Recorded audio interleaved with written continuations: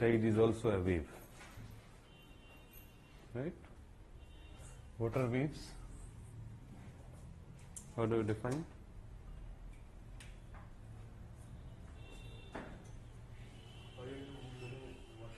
Hmm? Moving water. How it is different from current? With the, in terms of speed. Stream current. Also, this is a periodic motion. This is a? Periodic motion. What do you mean by periodic motion? It has a particular frequency and a time period where it repeats itself. Yes. That was basically the waves, the movement or the generation of troughs and ridges along the water.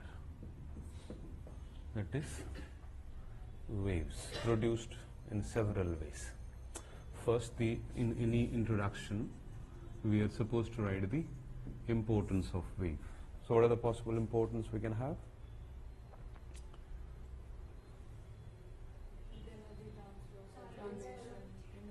Huh? Transfer of energy, what energy? Tidal energy. Heat energy, the exchange between How?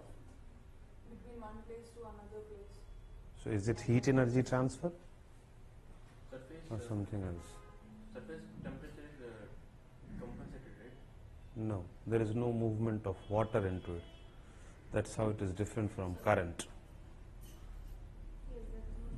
There is no movement, actual physical movement of water particle. There is no transfer of water particle from one place to another. Energy transformation is there, no? Yes, energy is there. Energy is required for generation of wave. Hmm? Energy transfer from particle to particle. That is surface tension and all. Right? The most important, why don't you go for the, again, you are still not learning properly. Geomorphological significance. Yes, the most important is geomorphological significance. All the coastal and deep sea landforms are produced by one or the other waves.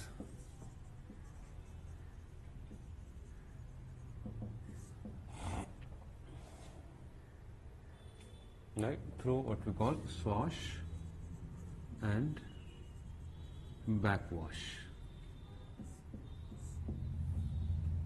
Right? Swash is basically, this is swash towards the coast and this is backwash.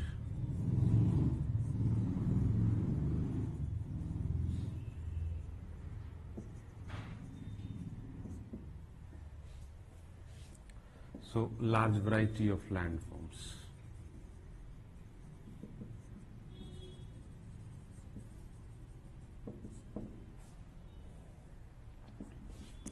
Retreat of land towards the continent.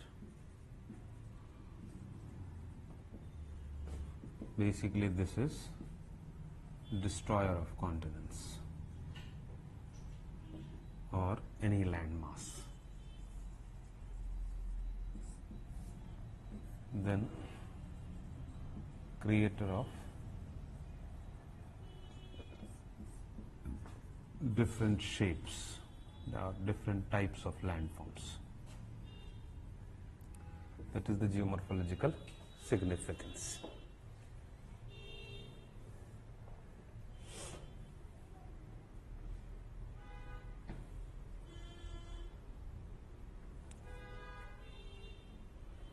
Then energy as an energy source.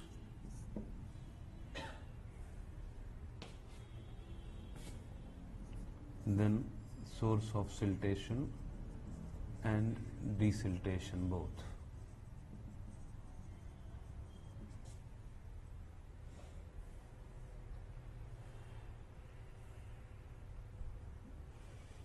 Then source of vertical nutrient transfer.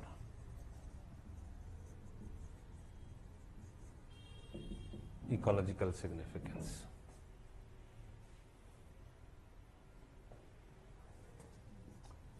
Can be destructive at times. Even wave surge, tsunami, storm surge or wave surge.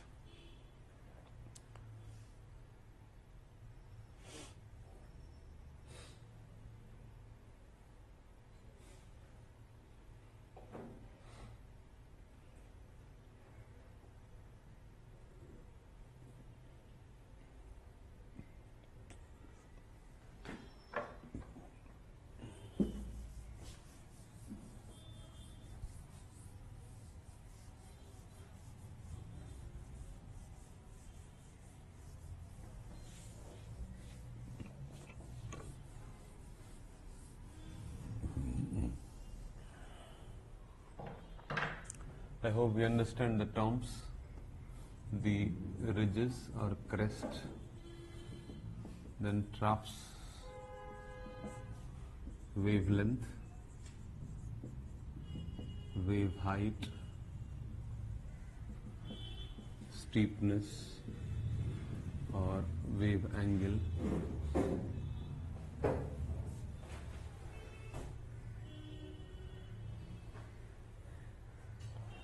frequency, speed or celerity. Celerity is a more popular term for wave speed.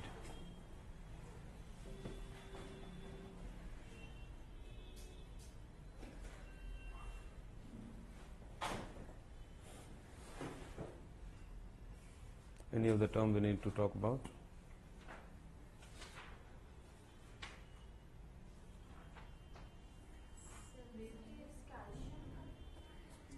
Celerity is speed.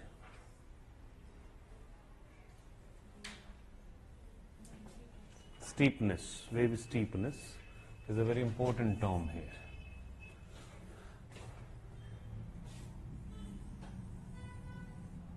Hope we understand wavelength, wave height, right? The ratio of wave height and wavelength determines this steepness or wave angle.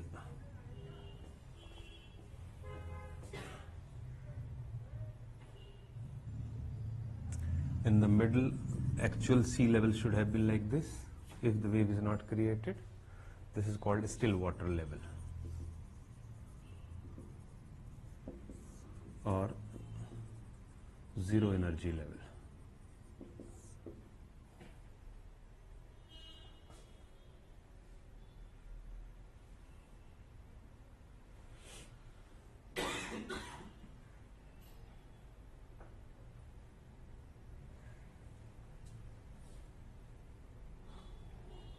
Frequency is the number of times a wave passes through a fixed position, and the speed is how many times the frequency is with respect to wavelength.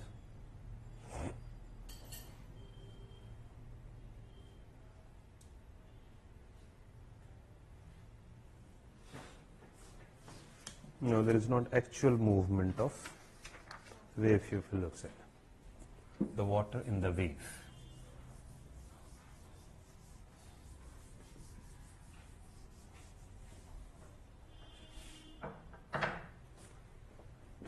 The wave energy determinant.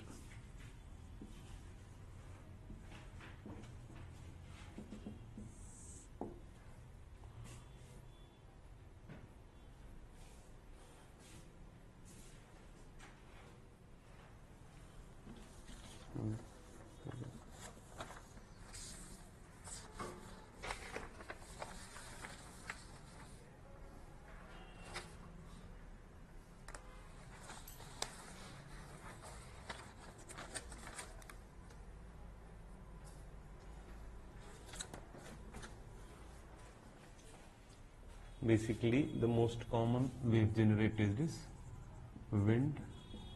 So, wind speed, duration, and distance. distance is called fetch also. Density of water do not hamper wave energy. Yes, definitely.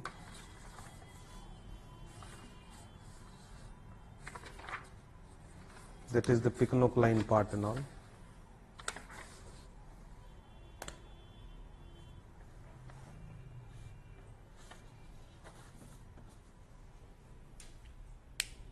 That will be source of energy wave generation. That is the wind generated. So what is the speed of the wind? Then what is its duration in the same direction and the distance covered by it? These three will determine the wave energy.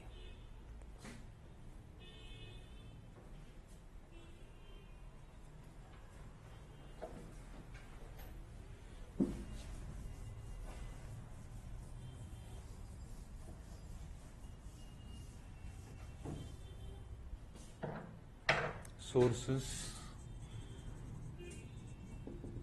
are the types on the basis of origin. The most common is why the wave should be generated at all? Engineers. Sorry? Gravitation. Disturbances in the medium. लगता है engineering पढ़ने लगी हो तुम आजकल. Disturbances in the medium. The moment there is the interaction or the boundary layer or the interface of different density medium, there will be movement of that along the boundary, right? The first, that's the general tendency of the fluid. Between the fluids,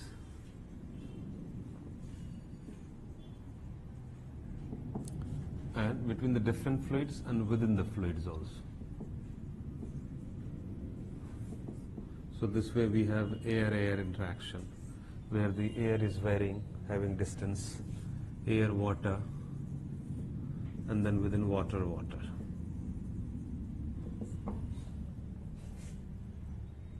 Like here we have already seen that the formation of fronts, so wave-like formation is there within the fronts also. Air-water interaction, again along the interface of the boundary there will be transfer of energy because of variation in their density. Within the water, that concept of Pickennock line will be there. Along the Pickennock line or the boundary between the density variation, there will be movement of water and wave formation. So obviously the most common one is the air-water interaction or wind-generated wave.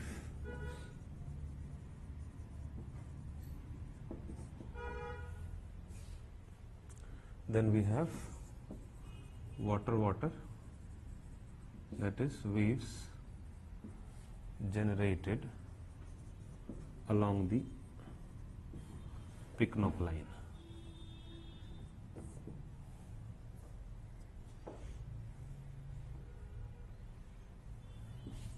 And the third one is earthquake, volcanism or subsidence generated wave, we call it tsunami. Then we have wave generated through gravitational pull of celestial bodies, that is tides. The longest possible wave you have tsunami and tides. Then anthropogenically produced waves.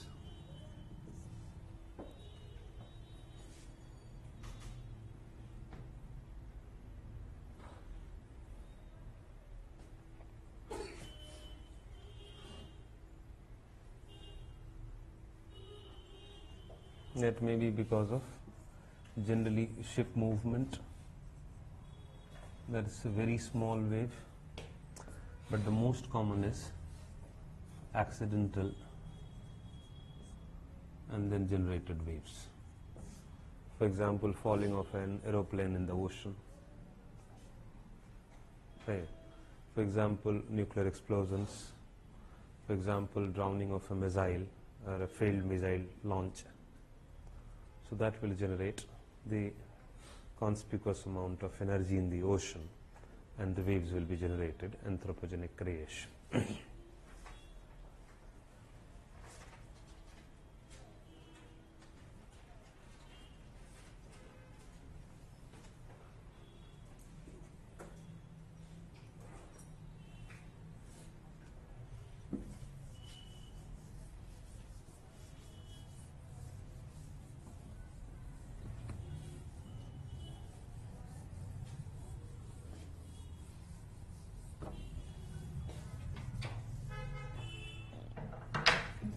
Then on the basis of the motion of particles, we have longitudinal waves, we have transverse waves, and we have orbital wave. Again, the most common is orbital, where the particles push each other along the circular path. That longitudinal wave, when the particle move to and fro in the direction, right? Right? This way, to and fro. Transverse, when the particle move perpendicular, right? For example, when the particle is moving perpendicular to this, transverse wave. When the particle is moving orbital, like this way.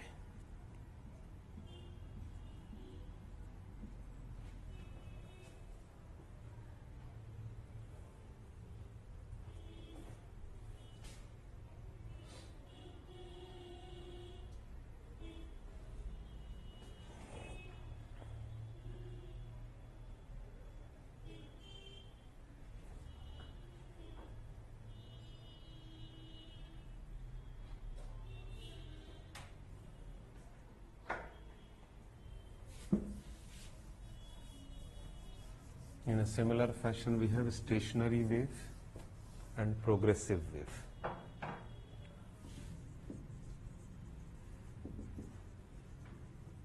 It is also called a standing wave. How it is possible? The wave is standing, is stationary, it is not moving. Exactly opposite of progressive wave, which progresses towards the direction, in one direction. But there is standing wave. The intensity can be different. In the middle of the ocean? How? Ultimately it is progresses, even in the middle of the ocean. I mean, in a progressive wave when the intensity is more, so that is like a normal wave, but stationary wave is of mild intensity where just on that. So even that will not be stationary. The speed, you are talking about the variation in the speed between two waves. So slow moving wave will be stationary.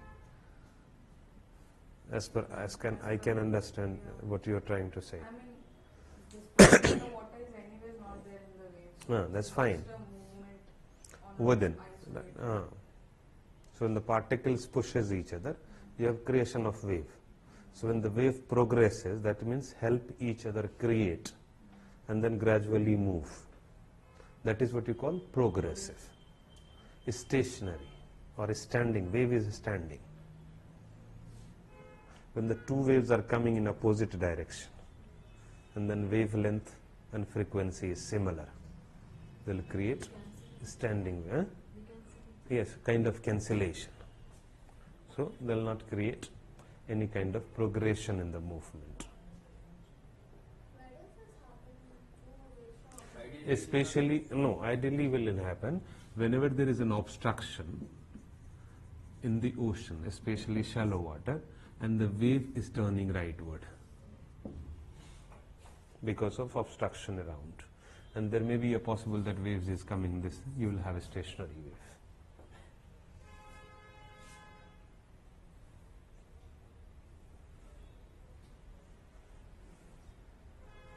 Come?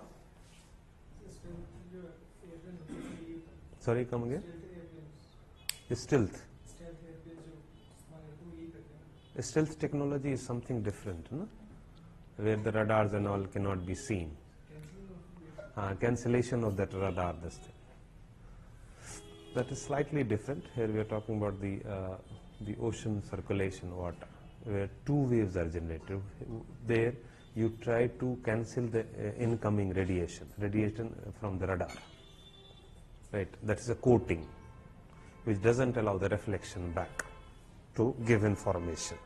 That is a stealth technology. Especially those aeroplanes and the fighter jets, even submarines and fighter jets as well, which doesn't allow the radar to detect it. That's a stealth technology.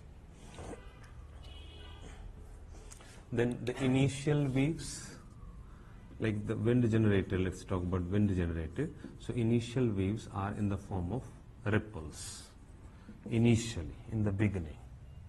That's also called capillary wave.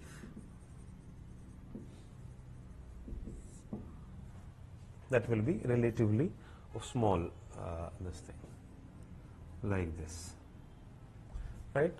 And later on, when it enlarges in terms of wavelength, they are called gravity waves.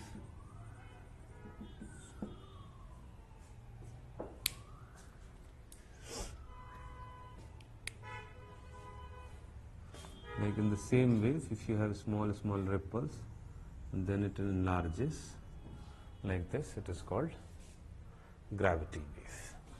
This is ripples or capillary, and this is gravity waves. The best part of gravity waves that their wavelength is very, very long, right? And they are symmetrical.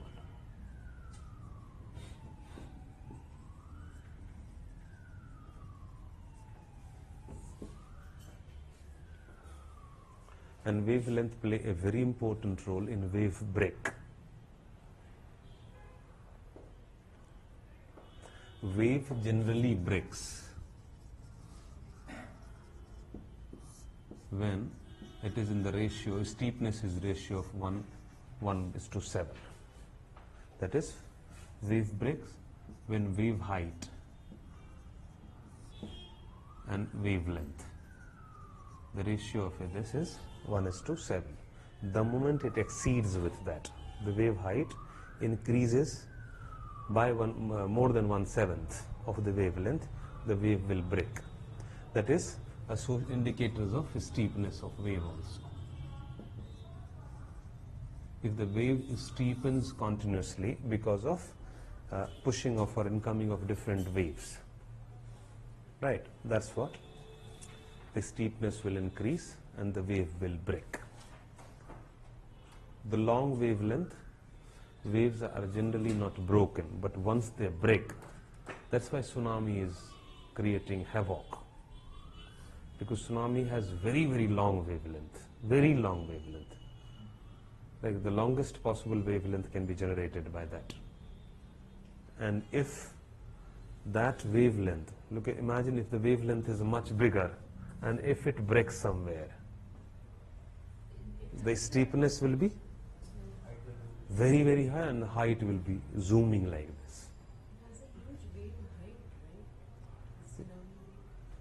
If it is height is more, then it can break. It's basically the wavelength is more. Wave height is basically when you are thinking about from the base, since it is generated from the base, a general assumption is that this is not wave height. This is the first height attained or the water till pushed, maybe sea level here, right? Now if the wave is generated, the wavelength will be much more longer, and the wave height relatively will be smaller. This is not the wave height. This is the first instance or the origin of the wave.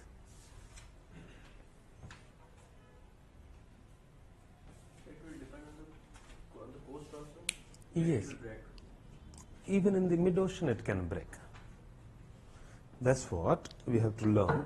Like ocean waves can break in the middle of the ocean as well, but the most common ground for breaking is shallow water areas.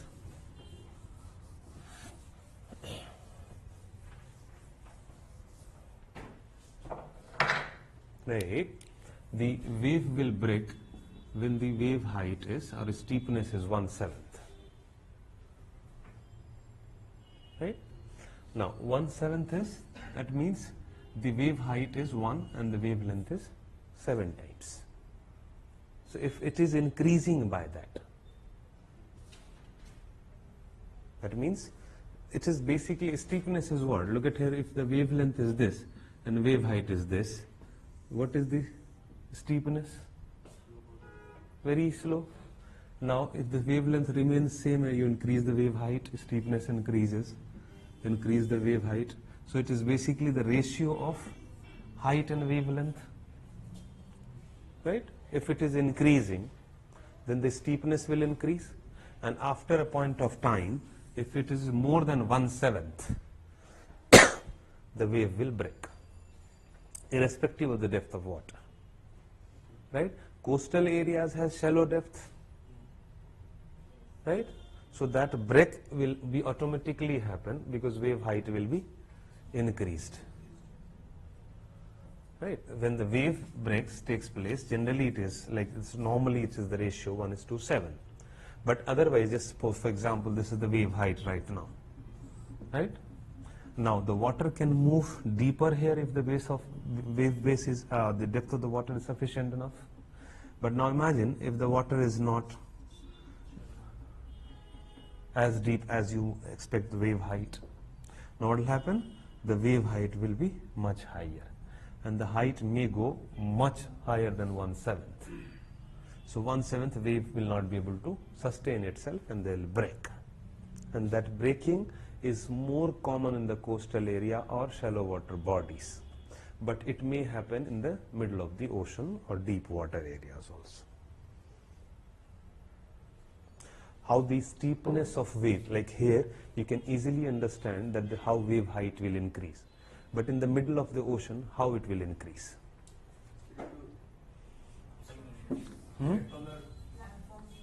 If there is no landform, then? Sorry?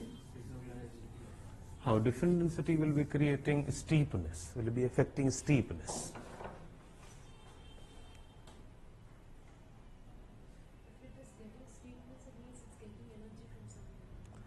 Energy from somewhere, and that is what is that somewhere?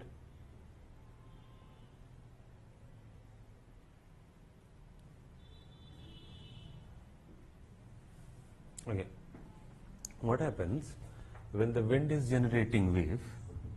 The wind is also losing its strength, right? So after a point of time, the wind may be much slower than the wave itself.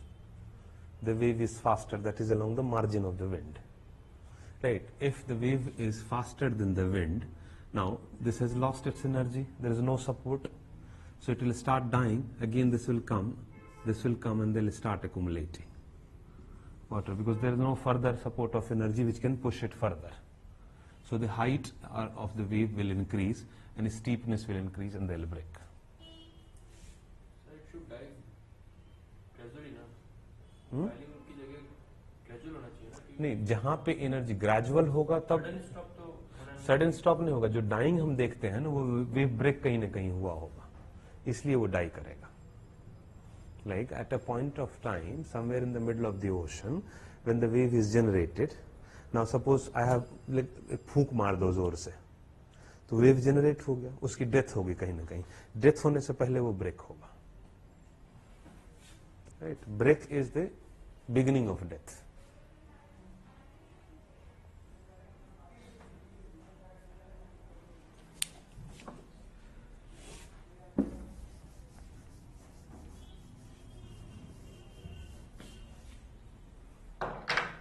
On the basis of depth of the water, there are deep water wave, shallow water wave, and there is transition wave.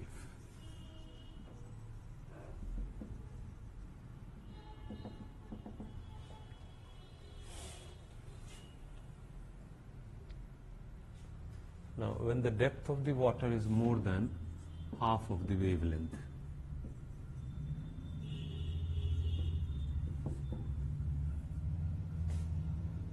that is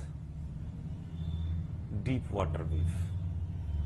That means the wave will not touch the bottom.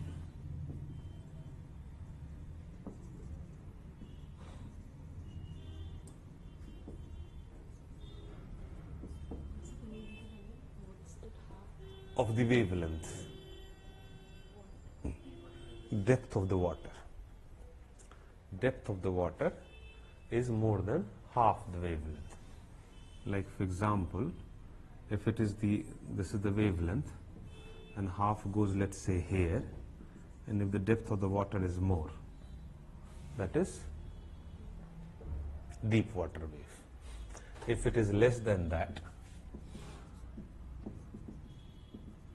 it is shallow water wave. When the bottom surface is touched, means there is thorough mixing. So here mixing is absent.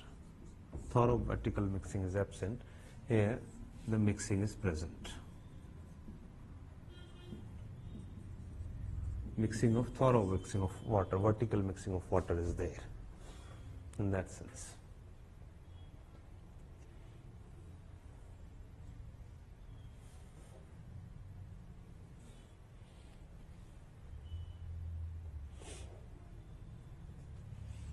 Chances of wave break is higher in a shallow water wave. Transitional wave is a mix of both.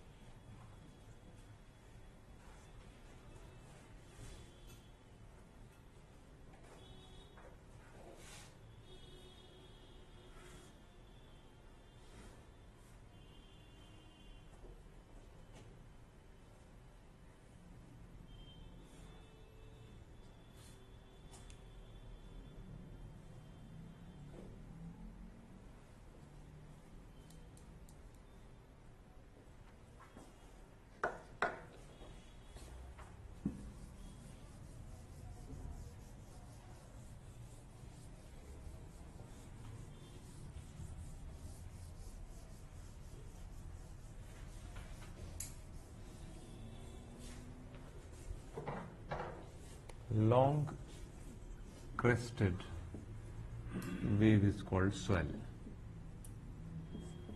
Like for example, it has much broader wave. The crest is long. That is called swell. Swell means swollen se swell bana hai. Phula hua in the ocean.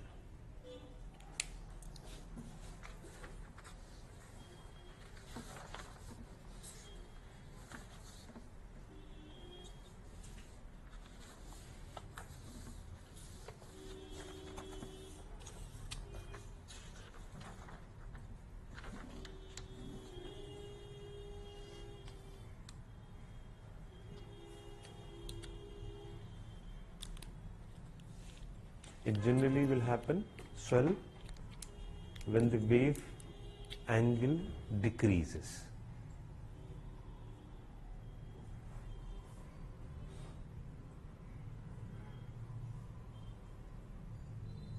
And the steepness also decreases.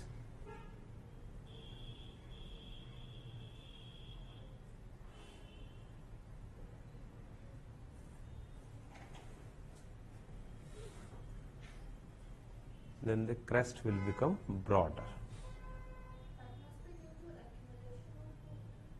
Yes, again the loss of energy.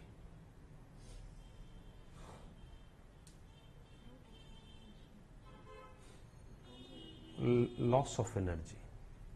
Loss of energy which pushes and creates that vertical angle of the wave. So wave height gradually will decrease, and because of that the water will be supplied along, rather than being vertical it will be slung horizontally.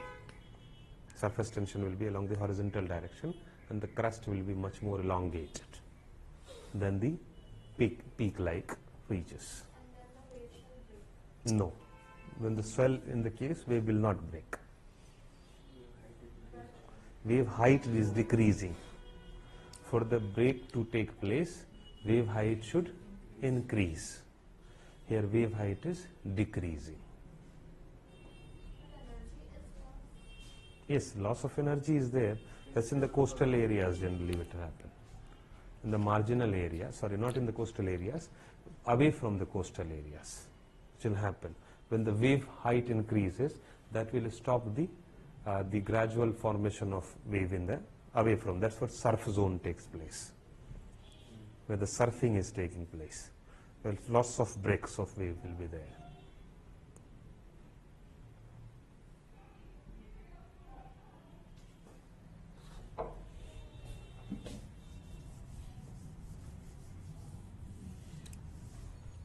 Like exactly opposite of coastal area. Surfing zones are in coastal areas only, right?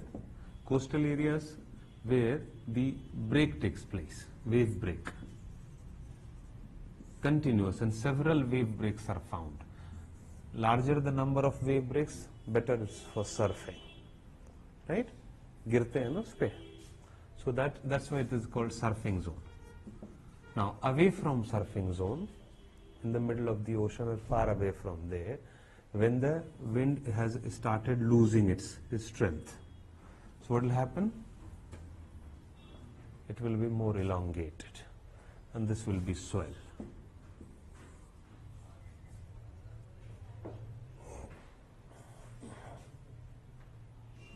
Swell, the formation or the wave form is more common in swell form than any other form.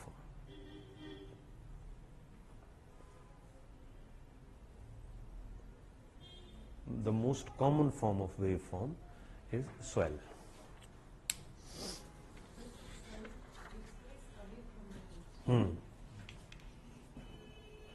Wherever the wave break chances are less or least, or the wave height decreases.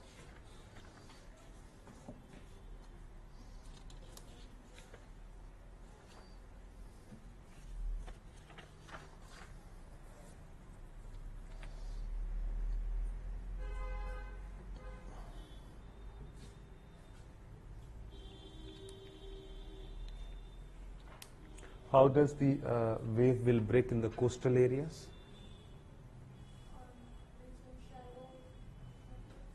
Yes. So what will happen? It will decrease in depth, Mm-hmm. and the height will increase. Height will increase, wavelength will decrease. Right? The steepness will increase and the wave will break. Right? So the process is also wave speed decreasing. Sorry. Wherever there is obstruction, the wave speed will decrease, and because of decrease in wave speed, the height increase will be there. Height will be increased and the wavelength will also decrease. So decreasing wavelength, increasing height, steepness will increase, and that will break. Look at very close to the coastal area, just you see there, the wave height is very less, yet it will break because the wavelength is much lesser. Right? And then it creates a small ripple. When you must have touched that part, that will create very small ripple. Just before that ripples in the oceans, देखा है उसमें, at least experience किया है कि थोड़ी से पहले, मतलब 10 मीटर और 20 मीटर पहले एकदम वॉल टाइप क्रिएशन होगा. So that breaks and this is the resultant. Right? Then wave generated swash will be created, and that swash will basically cause erosional activities, and backwash will lead to the transfer or transportational activities. Swash is produced after the wave break.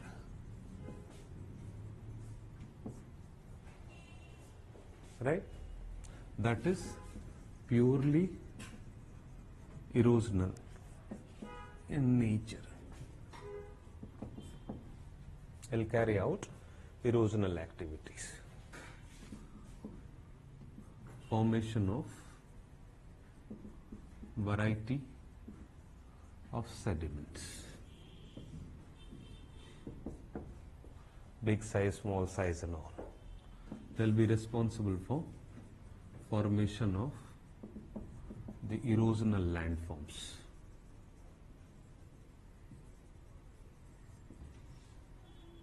Along the coastal areas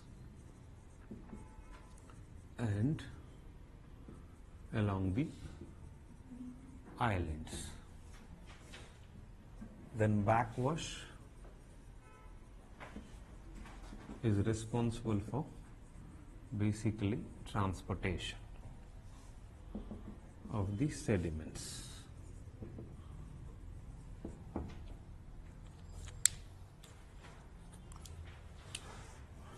Distance travel will be determined by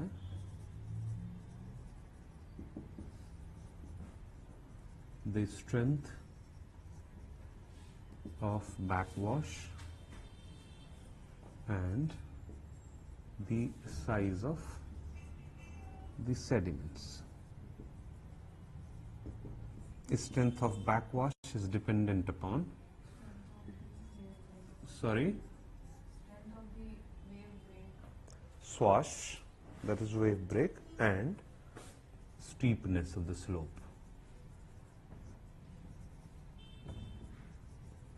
Stronger the swash, stronger there will be backwash.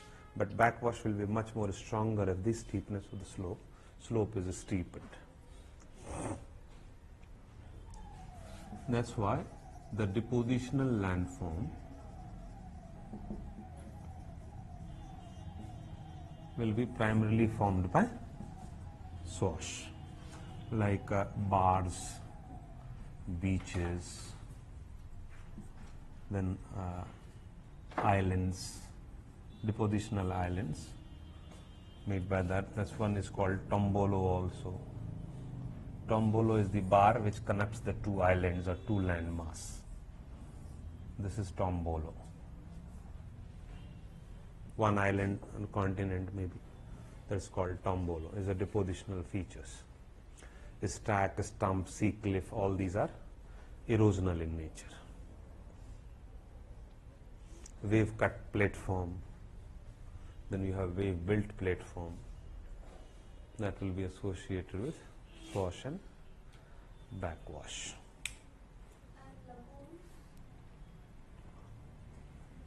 Why are we correlating the lagoons? What made you think lagoon right here?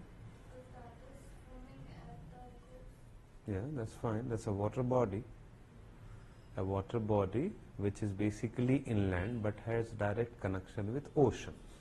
A kind of lake, but of salty water lakes which has connection with the ocean. That is lagoon. That lagoon will be associated with several factors.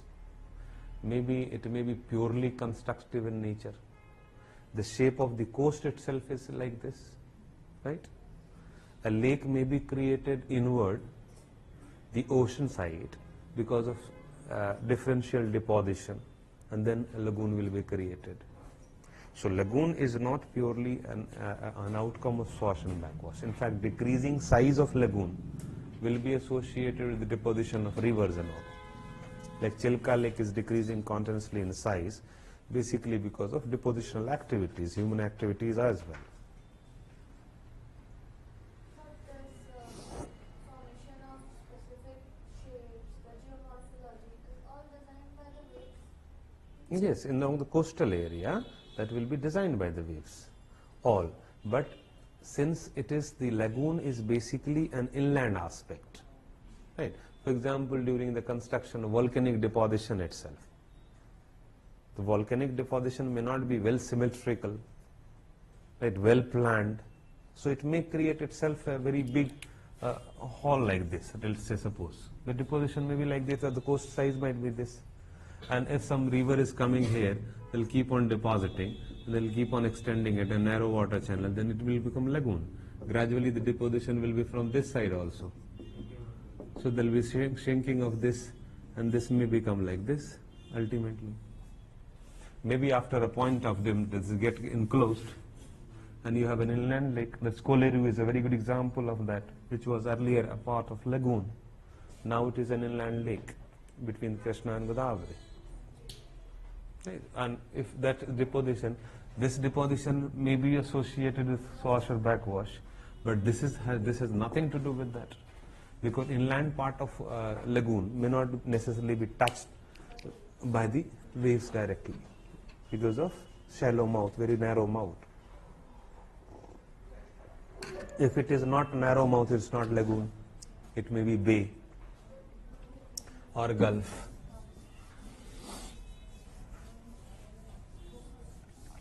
The difference in the gulf and lagoon is of size.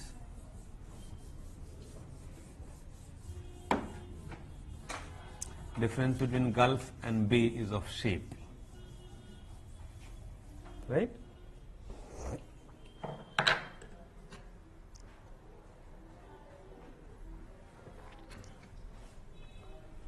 कुछ बात करनी है इस पे या tights पे चले जाएं?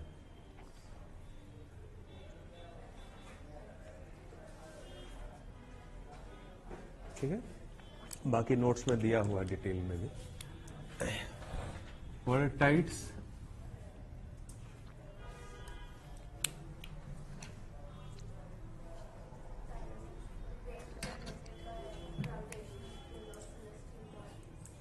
Gravitational pull of celestial bodies.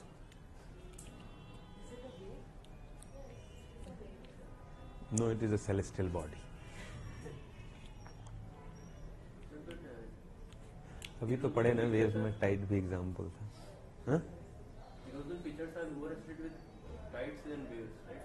We like intensity. Look at here, don't get confused. Tide is also a kind of wave. Right. We have wind generated waves. Now we are talking about the moon generated wave, let's say suppose. Tide is also a wave, but the most common wave is wind generated wave, so we generally get confused with wave is a separate entity and tide is a separate entity. So what is your question? No, actually, with that we consider for power generation, we consider tides, Ah. not waves. Yes, that's even waves can be used for. But tides, Yes. like, I mean, talk about intensity. There is a wave and there is tide. Hmm.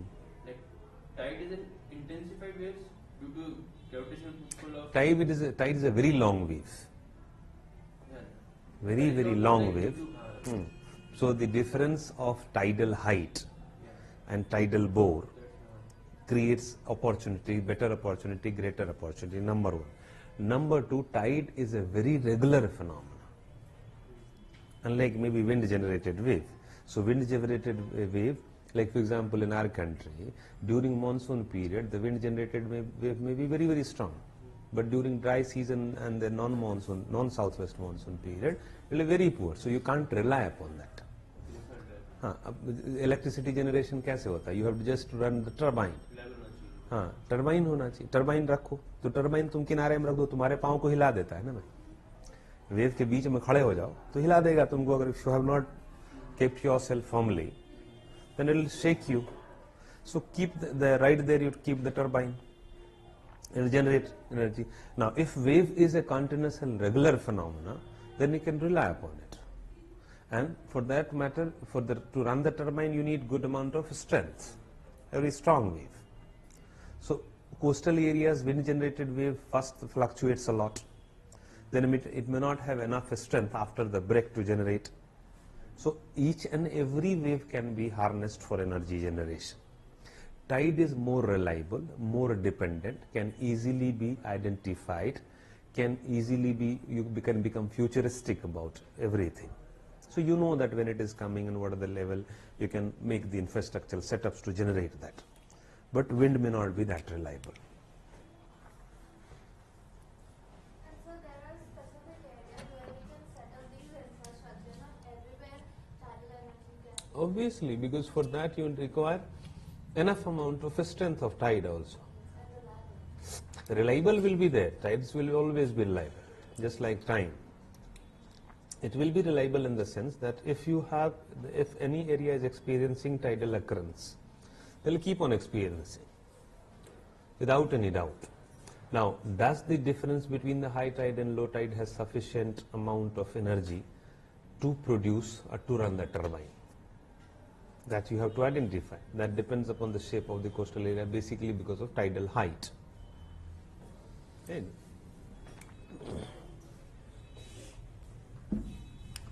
So, primarily, tides are alternate rise and fall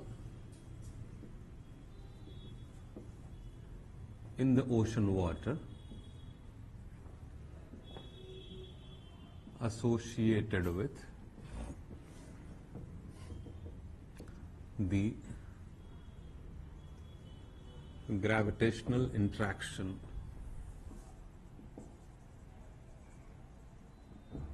of the celestial bodies.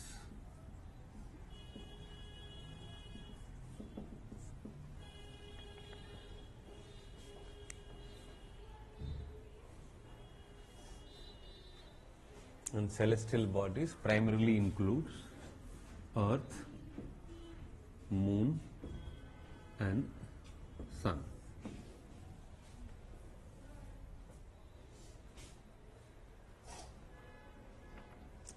For every gravitational pull, there must be a compensatory centripetal force.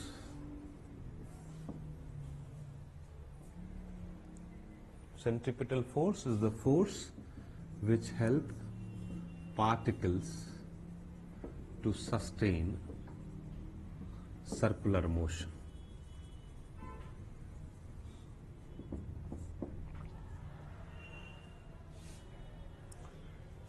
The difference between gravitational pull and central is basically tide, primarily tide.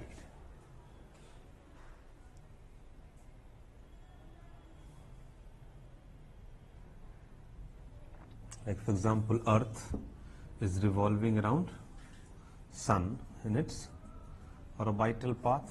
So center of this. So with respect to two celestial bodies, there is a barycenter where the balance is taking place of that gravitational. So for that balance to maintain, each and every area must have centripetal force, and that will be roughly constant throughout on the surface. The centripetal force is basically the force required to maintain the balance so that the gravitational pull is balanced. By the earth. तुम खींचो मुझे, suppose best example है, common example है, रस्सी में एक knob लगा करके, एक बॉल लगा करके घुमाते हैं हम लोग, ठीक है? बॉल क्यों घूमता रहता है उसमें? जबकि बॉल जैसे यहाँ पे है, जैसे यहाँ पे आई वापिस आ जाना चाहिए इसको, रस्सी क्यों नहीं खींच लेती है?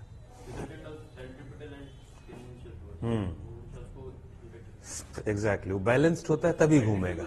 जैसे तुम घुमाना शुरू करो ऐसे करके, तो शुरुआत में वो टाइम लेगा, तो बैलेंस करने के लिए टाइम लेता है. तो जो सेंट्रिपिटल फोर्स जनरेटेड है, तो स्ट्रिंग उसको प्रोवाइड कर रही है. तुम्हारी फिंगर और उसके बीच में एक स्ट्रिंग है which is linking it, right? So जो बॉल की बॉडी है वो एक सेंट्रिपिटल फोर्स जनरेट कर रही है. वो सेंट्रीफ्यूगल दूसरी चीज है यहाँ पे, it's not centrifugal, right? So centripetal force generate कर रही है and that keeps balance. And the moment if it is broken, what will the direction of the movement? Tangential move करेगा. बहुत कॉमन पढ़ते होगे 5वीं 6ठी क्लास में, थोड़ी मोड़ी तो पढ़ाई की ही होगी, राइट? तो उस डायरेक्शन में मूव करता है वो. अब अर्थ और मून को सिंगुलरली अगर हम देखें, तो earth and moon is also connected not with a string but with gravity. You can treat gravity as a string and then imagine it. So each and every force is balanced somewhere, right? So the barometer with respect to Earth and Moon is somewhere 1600 kilometers below the surface, Earth's surface. Barometer in the center of the balancing of the gravity between the two bodies. So between Moon and Earth, Earth is very, very heavy. So it is very much towards the Earth, right? And that's how when it is balanced, the resultant force is created that produces tide.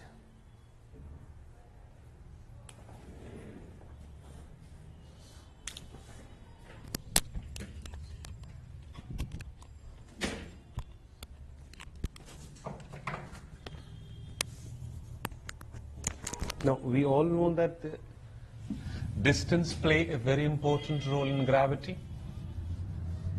G is equal to m1 m2 by r square.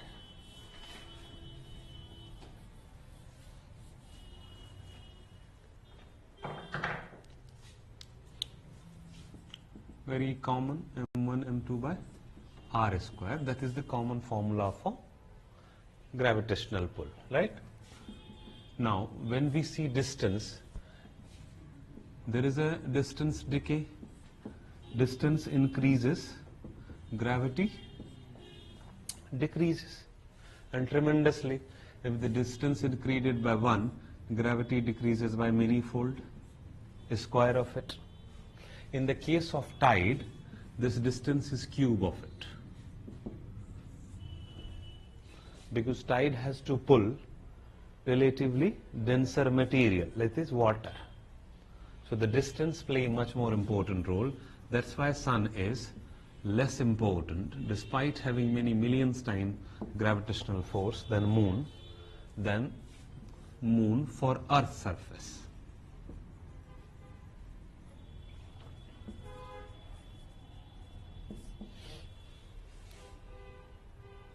Because though Moon is much smaller, having far, far less gravitational pull as compared to Sun, but the distance provides Moon a much greater advantage, and the tide is determined with respect to the Moon's position. However, Sun do play an important role, but primarily it is the Moon gravitational pull which determines the tidal bulge or tidal height in an area.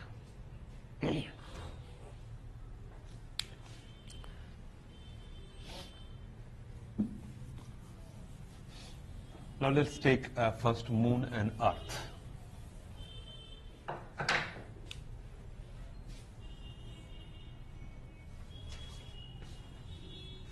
This is the center of the Moon.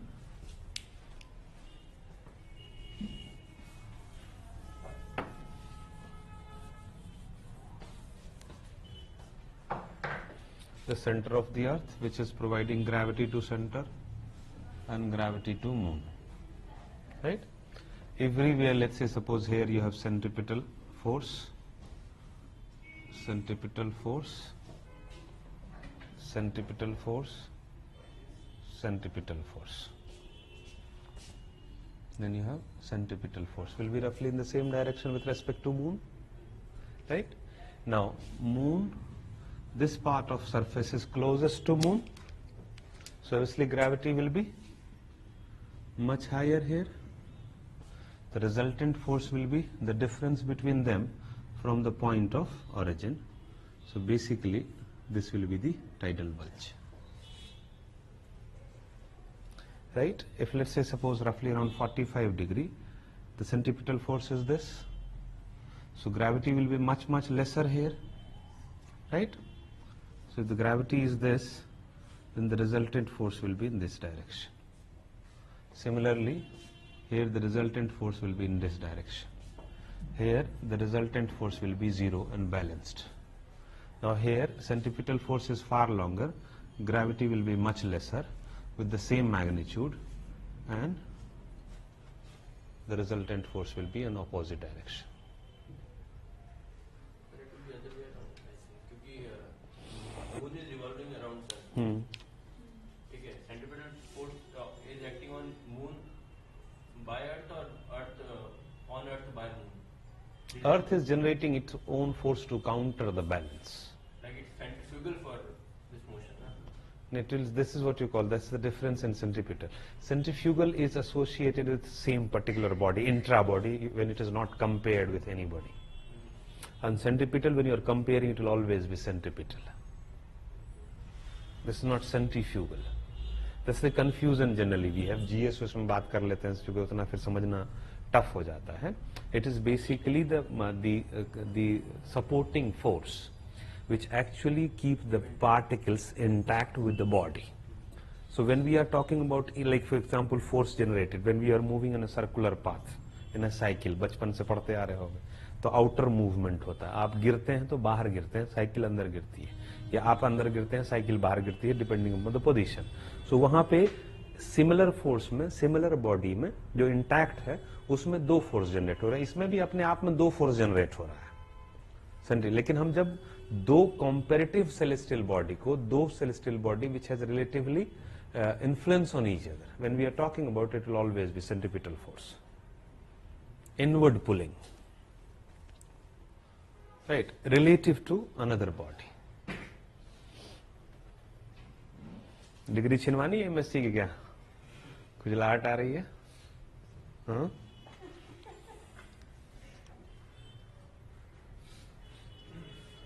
Centripetal force with respect to moon will always be equal at every point on the surface of the earth. Now, the variation in the gravity will determine that, right? Here also, the gravity will be slightly lesser, the resultant force. This will be the resultant force. This will be the resultant force. This will be the resultant force. This will be the resultant force. That's why actually if you see, the bulge will be something like this.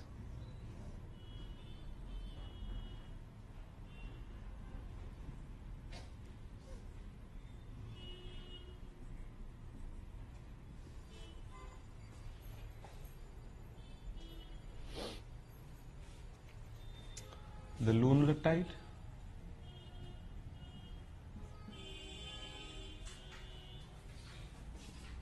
and the terrestrial tide, or that is, look at here, nadir and zenith point, farthest point from the moon, closest point from the moon.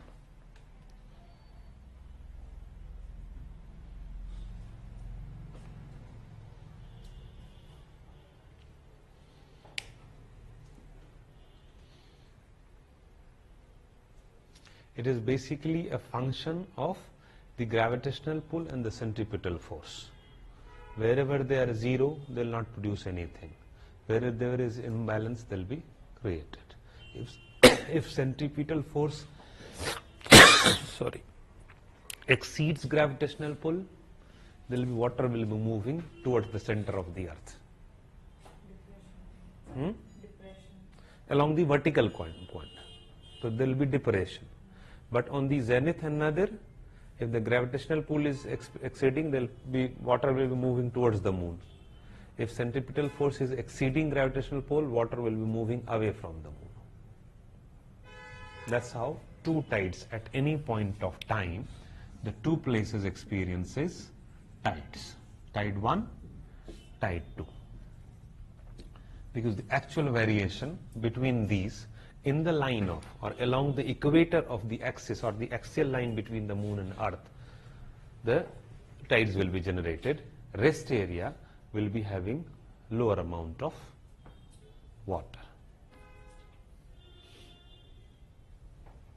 So this is basically the low tide area, and this is basically the low tide area, that's what you call ebb, and this is the area of high tide. This is the area of high tide.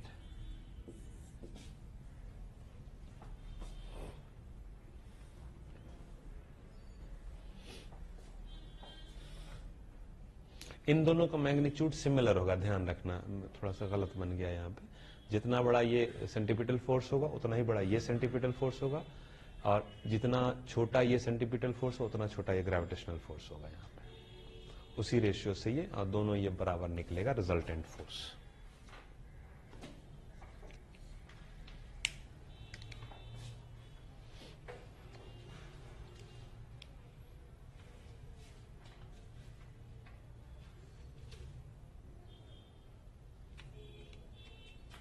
Write down a question, around 150 words. Discuss the importance of tide.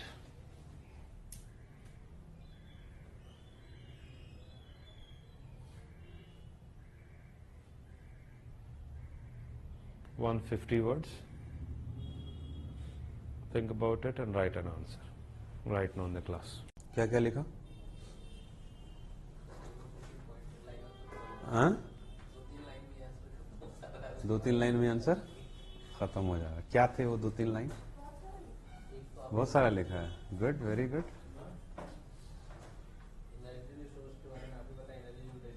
Energy relation. हाँ? हाँ. Natural cleansing agent for coast. Natural cleansing, desiltation. The study of tides हमको help मिली है impact of celestial bodies over Earth. Good, new point. High tide and low tide curve. High Very- tide light ships to come to the coast at the high tide. And prediction का accurate है high tide, low tide curve, so it helps in Timing. reliable power generation and it provides a scenic beauty to coastal beaches and with sea sports like sea surfing. तो जो मतलब under develop होते हैं coastal areas उनकी economy को help करती है. हाँ, टूरिज्म भी एक पार्ट हो जाएगा. So vertical nutrition exchange, nutrition and energy exchange, which helps the aquatic ecosystem. Because rise and fall. Mangrove का मैंग्रोव का एग्जाम्पल हो जाएगा. Does affect the question is open to it. Does it affect the base level of erosion? So on average it remains the same. If there is a high tide and there is a low tide, if you take a daily average, that remains same. Then how it will affect base level? Go For ahead. an instant, He is you saying that the tidal range will remain the same. So, for some time? How?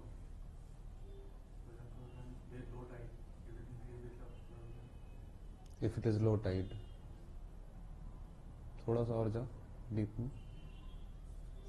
Is a very good point. coast will be open for erosion if there is low tide. The coast will So be open. different areas in the oceans have different level of low tide and high tide. So the low tide portion will generally be the base level of an area. Generally theoretically we take mean sea level. So if the low tide, let's say in America, is lower than let's say India, so the base level will be different. So theoretically we do go for the mean base level, mean sea level as the base level. But effectively it is low tide level, which is the base level, right? So if the low tide is lower in any area, the base level will be lower.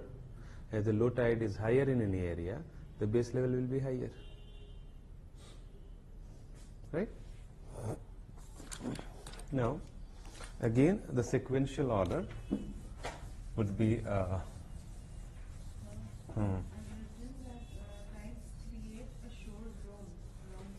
yes, beautiful.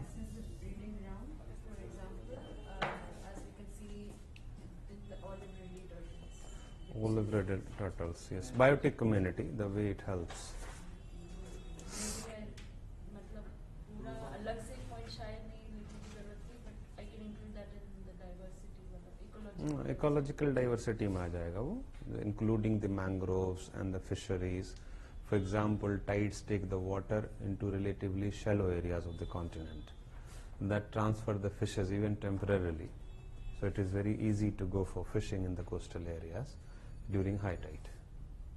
And then we say due to diminution of coastal areas, nowadays it is resulting into floods. Like sometimes high tide floods the coastal areas. So high tide associated with, that is dangerous when it is associated with cyclonic activity, that is surge. You can talk about, can create negative impact on the coastal ecosystem as well. Sir, can we include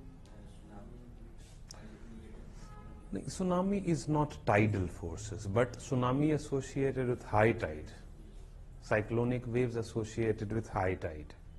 that can create havoc. That can be a point. So heat exchange, it has been heat exchange. Heat exchange with what? So ocean from equator to polar regions. No. Tide is not that affecting that ways. Ocean current will be that. Now look at here. First is again the geomorphological significance, delineation of erosion zone that lies between high tide and low tide. Right? So all the basic erosional activities will be confined in the shore zone demarcated by tides, right? Then you can come with ecological significance, right? Plays an important role in the coastal ecosystem, transfer of nutrients,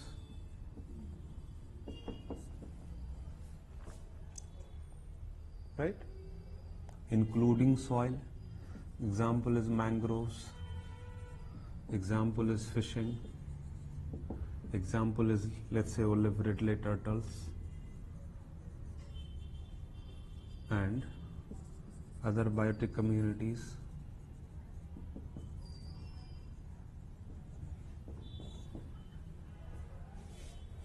Right? Then the again significance with respect to ports. Direct is tidal port, right? The normal shipping as aid to shipping. When the tidal water is generated, ship can enter into it. Then we have riverine ports. Good example is Kolkata, right? Riverine ports associated with tides. Then we'll have desiltation of ports and river mouths.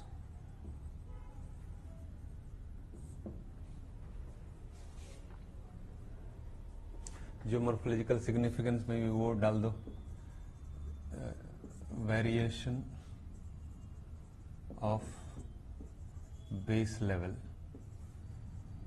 in different parts of the earth, different parts of the coastal areas.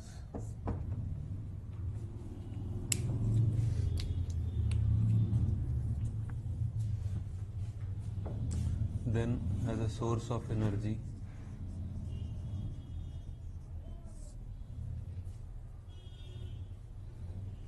provided the tidal range is high.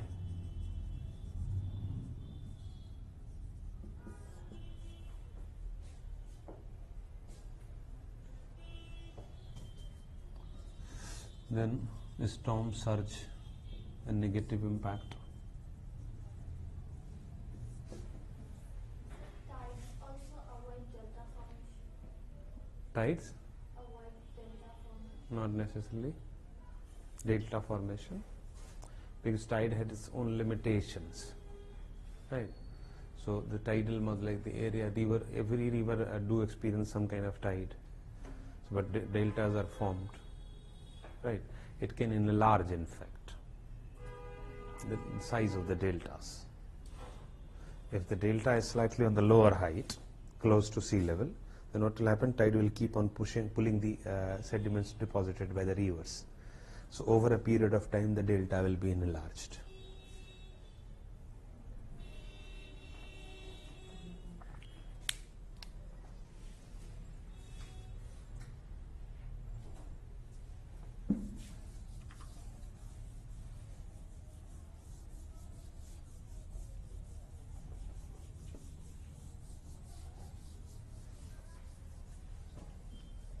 Why tidal energy is not so popular despite being so eco-friendly?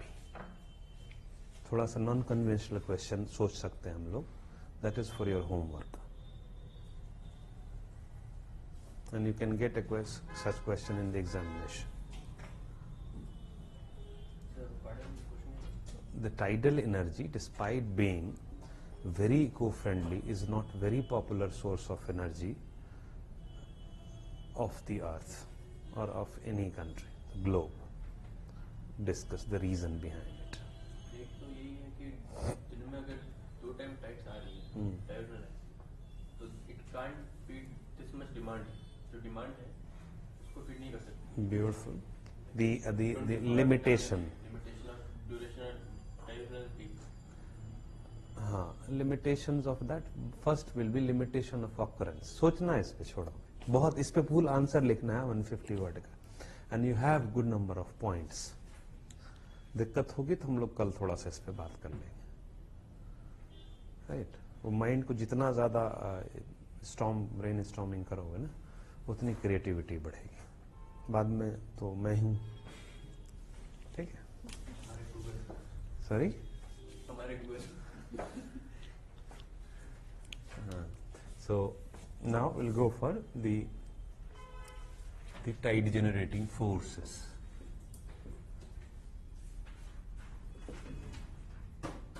We have already talked about moon and then sun.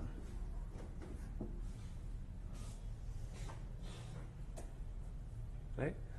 Primarily well-known forces are these. Other forces might be existing in the universe, but that is generally defied by moon, right? Moon's position. And why moon is far more important than sun, hopefully we can easily explain that, right? Now the amplitude and magnitude of tide. The factors determining that.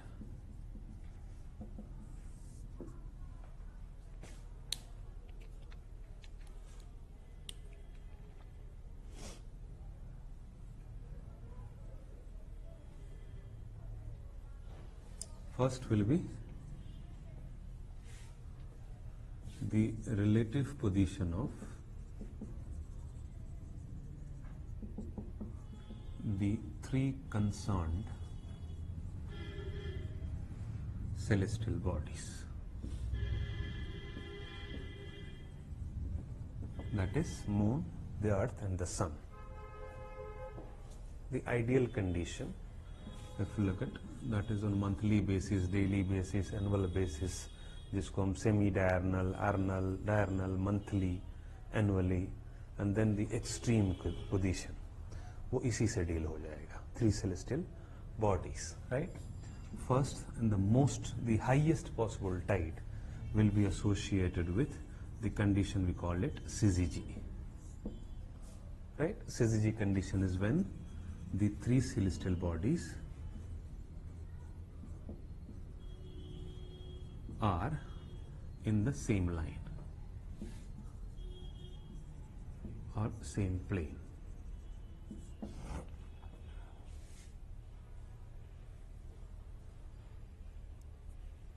That is syzygy conjunction and syzygy opposition.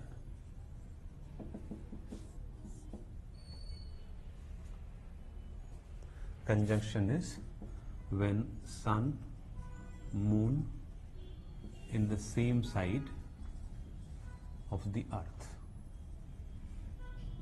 When sun, moon opposite side of the earth.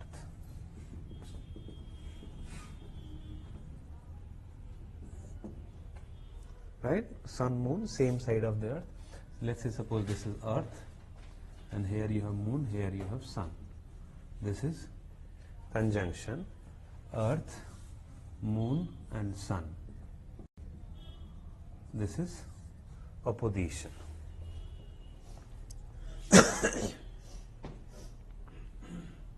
That is perfectly an ideal condition which rarely exists.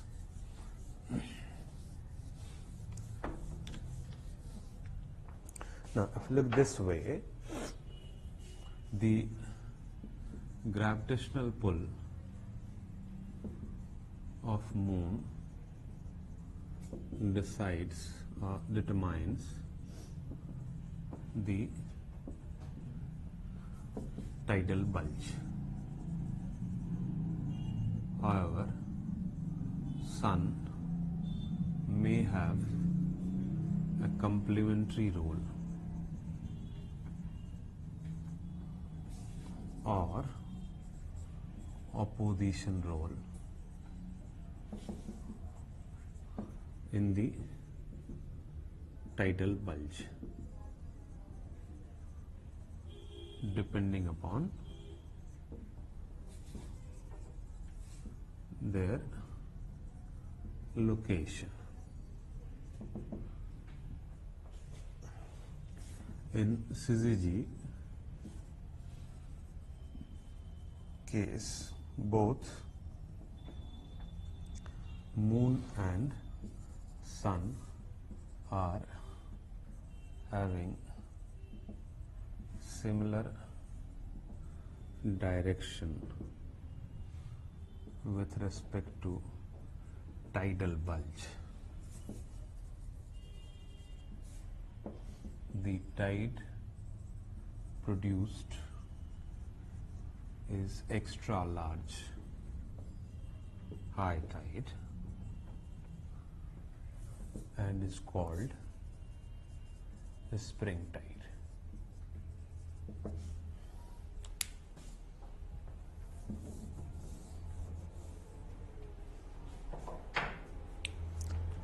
In both opposition and conjunction, the tidal bulge is similar because the earth plays an integral part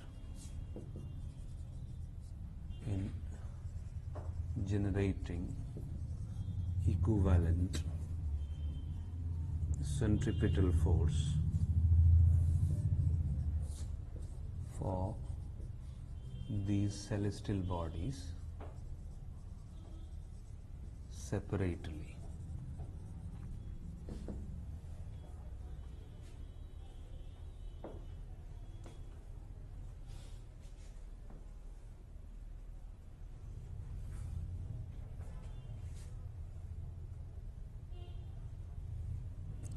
When moon and sun is located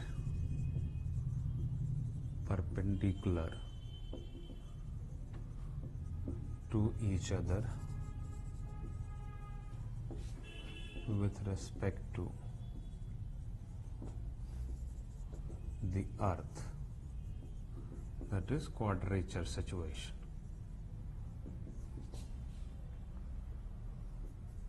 The tide produced is extra small high tide.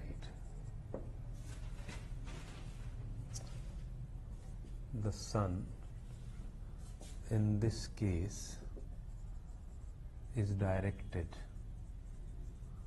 along the ebb side, and the ebb is larger, thus producing an opposing role for the lunar tide.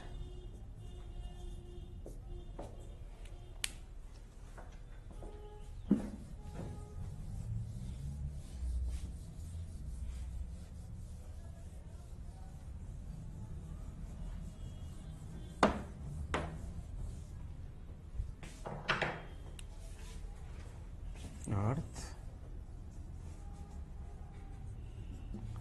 then we have moon, then we have sun.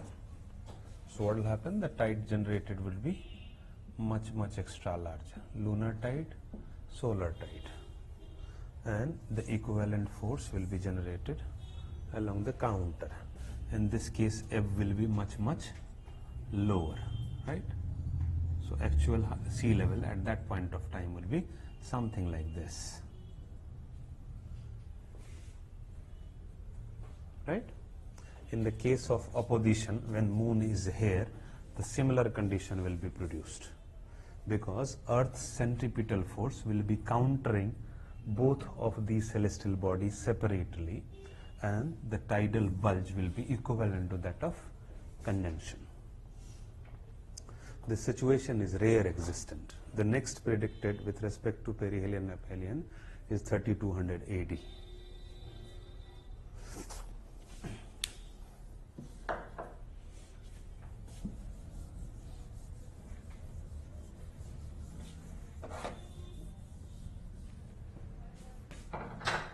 Then second factor is the distance between or the elliptical path rather, path of the Earth.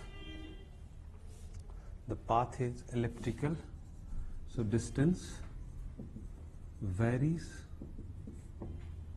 right? That creates, we have already seen that, aphelion and perihelion with respect to Sun,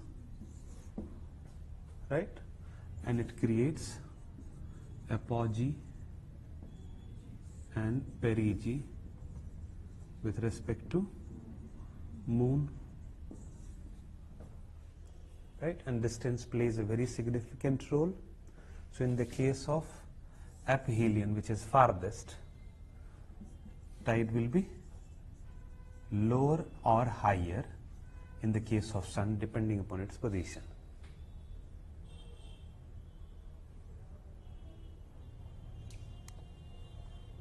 For apogee, it will always be lower. For perigee, it will always be higher. But with respect to Sun, they will vary. Why? Depends on moon. Position of moon, where it is. Yes, whether it is in quadrature or in syzygy, right? So if in syzygy, so aphelion will create lower tide relatively.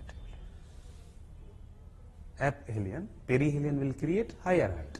If perihelion is quadrature, then the lunar tide will be slightly smaller as compared to perigee apogee, right? So this way will be created, and this is the hypothetical maximum possible tide generation in any area, that is syzygy, apogee and perigee. The maximum ever tide which can be produced, ever situation, is syzygy, whether it is conjunction or opposition doesn't matter, perigee and perihelion. This will be the most conducive and the highest possible magnitude of tide.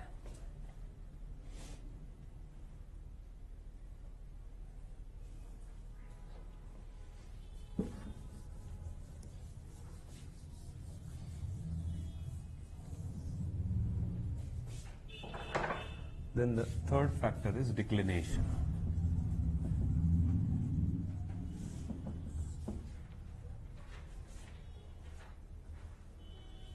Declination is basically the angular distance between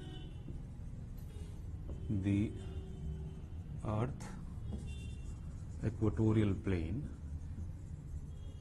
with that of the center of the Moon and the Sun.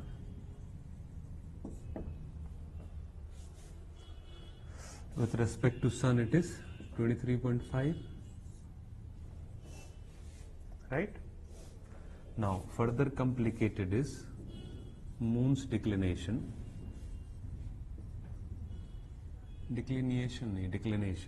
with Earth, that is 5 degrees.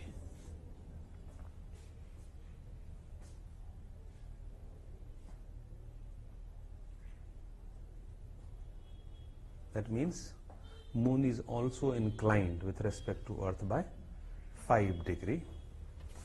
So the maximum area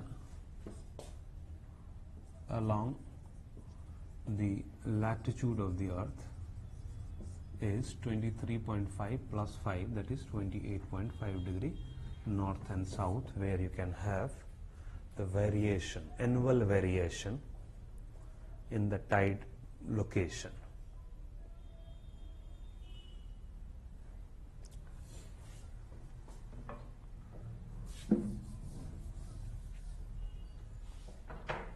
So the declination produces annual variation not only in the location but also in the amplitude of tide.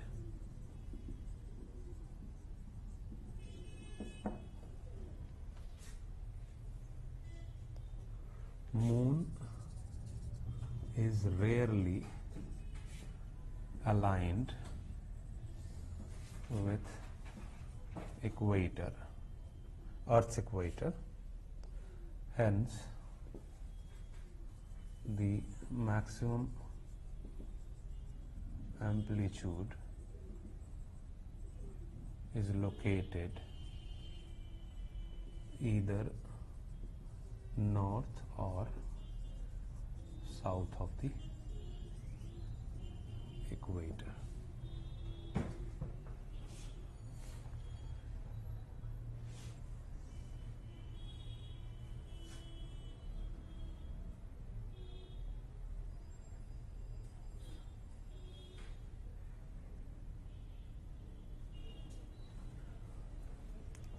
This is also wrongly written, DEC, declination.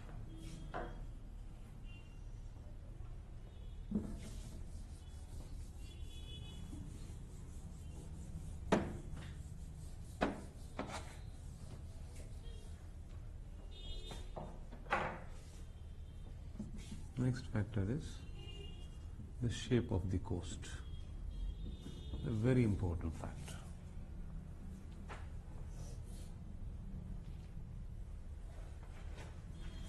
First is whether it is narrow inlets. Now, outward projected, inward intruded, that will determine the outward projected, low height, inward projected, high height or long height. Hopefully we can understand, right? If it is inward towards the ocean, concave or convex. If it is outward projected, then water will spread into a larger area. Water will not be able to spread into a larger area. If inward projected and narrow inlets, much higher tide.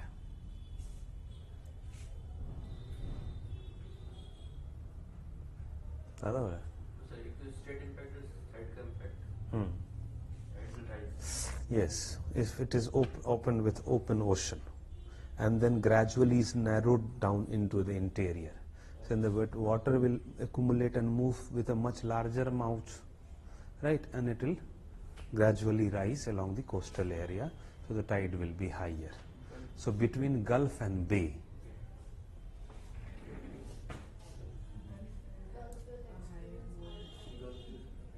why? That is narrow inlet and it's wider, the body is wider. So the movement of ocean water will be through a narrow pipe and that will spread into a larger area. So basically a bay, but narrow bay. Not like Bay of Bengal, exactly. It's like Gulf of Kutch. Though technically it is not Gulf. Gulf of Khambat. Technically it is not Gulf because they have open wide mouth. Even if you look at the Gulf here, this is a look at here, open wide. If it is narrowed down like this, then the inlet will be much closer, let's say Persian Gulf. Right. So basically the slightly open or wide mouth with narrowing down interior rather than broadening interior will produce much higher tide as compared to the one which is very wide base.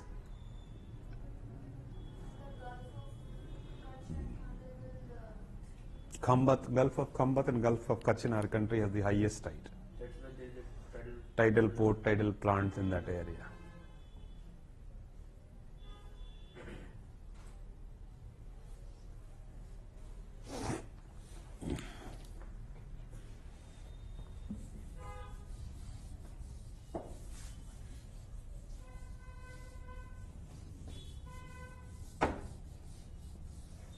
Size of the ocean.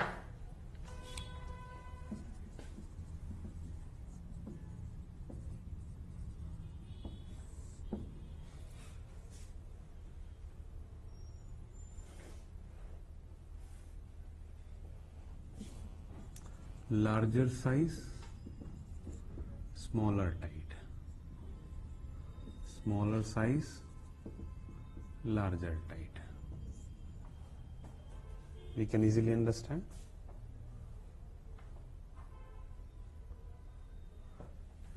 Shallow water, relatively higher tide. Deep water, lower tide. And when I am talking about lower tide, it's not low and high tide. It's about the height of the amplitude of the tide. Remember it.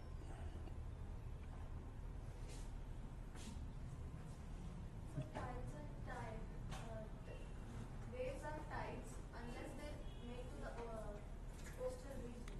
Otherwise- Waves are tides. Yes, and in the open waters, they are All humans are animals.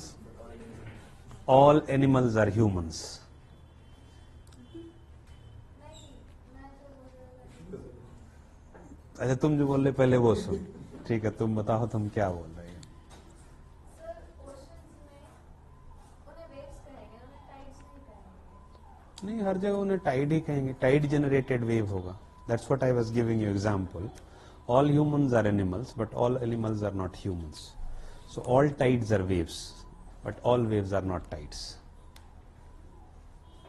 Whether it is in the ocean, अब आदमियों को अब तुम जंगल में शेर के साथ छोड़ दो तो शेर थोड़ी बन जाएगा, वो आदमी ही रहेगा ना, ह्यूमंस ही रहेगा. तो tides, whether it is in the open ocean water or in the coastal areas, they remain tide, and all the tides are waves, but all waves are not tides.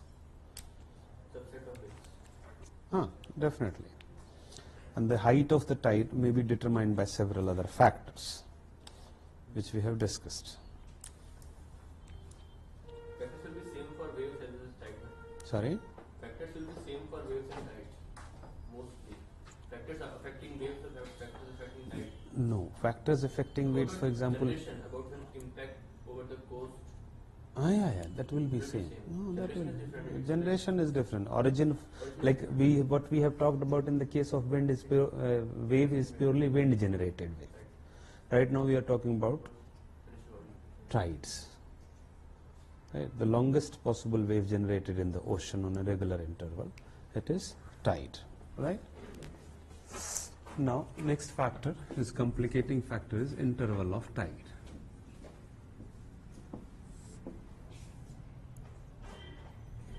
Ideally, it should be 12 hours gap. Practically, the gap is 12 hours 25 minutes. Because of the difference between the lunar day and solar day, that is Earth day and Moon's day. Lunar day is 24 hours 50 minutes. it is 24 hours only, and the moon that is the moon revolves around the earth, right? So moon moves every day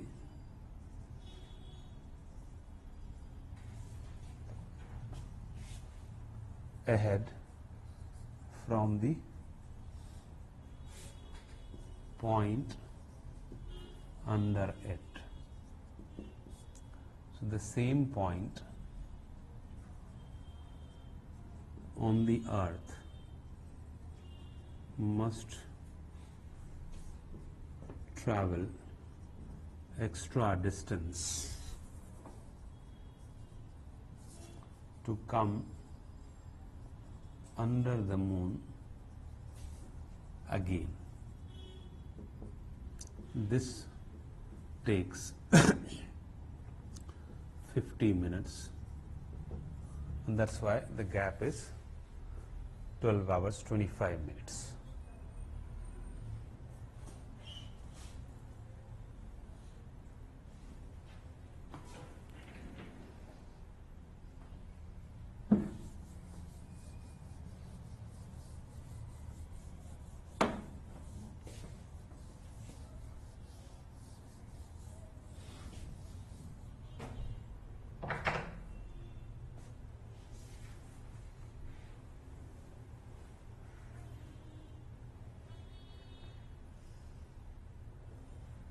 Hopefully we can easily understand it.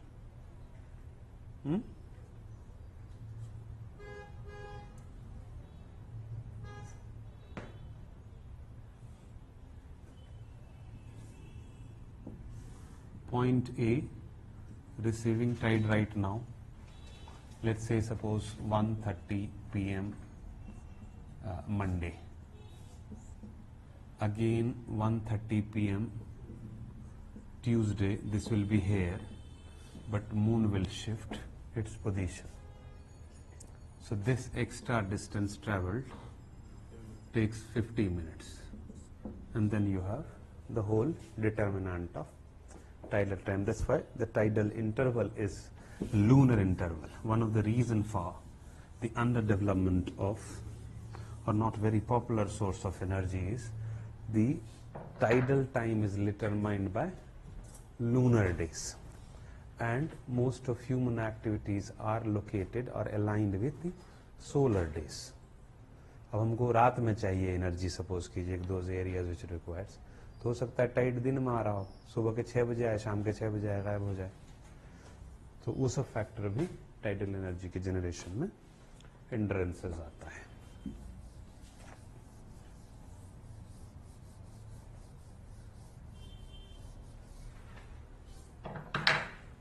A case of highest tide, Bay of Fundy, along USA. Primarily two reasons: its latitudinal position, secondly typical shape, third related with vast open oceans, right? All parallel coast, and then suddenly you have very deep inlet like this. Latitudinal position within the declination, and shape of the coast, parallel coast. So all the water in the open ocean. So when the tide is generated here, and once it is left, so water is intruding relatively on a much wider area and goes intruding into narrow areas. Right? If it is not much deeper, then things would happen much easier. So sometimes even 80 feet and 100 feet is very common in that area. So highest range, tidal range, is found in Bay of Fundy. In case of India, it is Gulf of Kutch. Even more than that is Gulf of Khambhat. maximum potential of tidal energy in our country.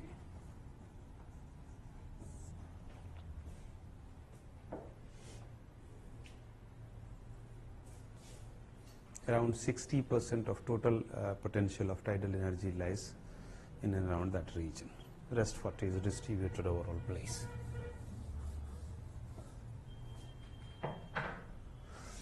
Special case of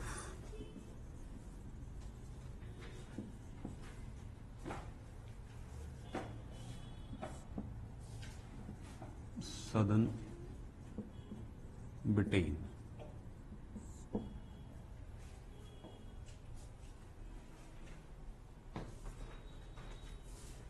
The place called, reference point is Southampton, just south of London. Its location is like this. Here you have Southampton, then it goes like this. So to English Channel and Bay of Biscay, located on different longitude and latitude, right? So two tides in English Channel, two tides in Bay of Biscay, that supplies water to this. So that's why 4 times tide a day.